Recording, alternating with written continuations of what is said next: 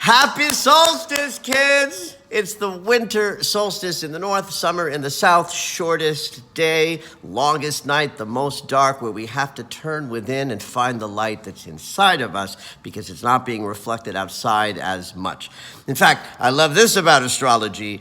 In the northern hemisphere, we are at the shortest day because the sun appears to be like the lowest at the ecliptic. But tomorrow and the next day, the sun ain't moving. It stays in this low point for 3 days, like a 3-day death, followed by a resurrection when the light begins to return. This is why there have been so many death for 3 days, followed by a resurrection mythologies throughout culture and history. So one cannot be truer than any other one. So we are coming to this darkest place, forgive me for the people in the southern hemisphere, but in the north, we're coming into this dark place where we find the light within and then we begin again. This is the turn of the year. In fact, there's a new moon in 2 days that's really our intention setting for the year ahead, rather than like resolutions you set on New Year's Day that we never follow.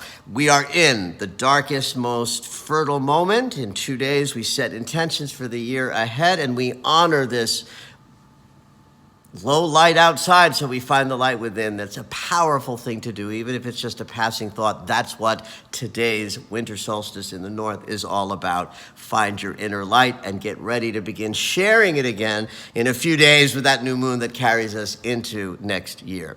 Today's energy itself is enormous and explosive because Jupiter has just moved into Aries and he's sitting at the 0 degree of Aries. Sun is going to move into Capricorn at like 1:49 p.m. Pacific time and square Jupiter. That's like a crescendo, huge burst of over-the-top energy. The sun is also sesqui-squaring Uranus, which is agitation that brings surprises and reversals and a little bit of like nervous restlessness. The moon is in Sagittarius, so really, emphasizing anything that Jupiter is doing. So there's a joyful sort of hum in the day. The moon is opposing Mars, which might bring a little aggression. A sesqui-square to Mercury might reflect some of that stress in your voice. But ultimately, it's an incredibly pleasurable day, but keep things right-sized. Jupiter can make things go over the top. It's a very over-the-top day.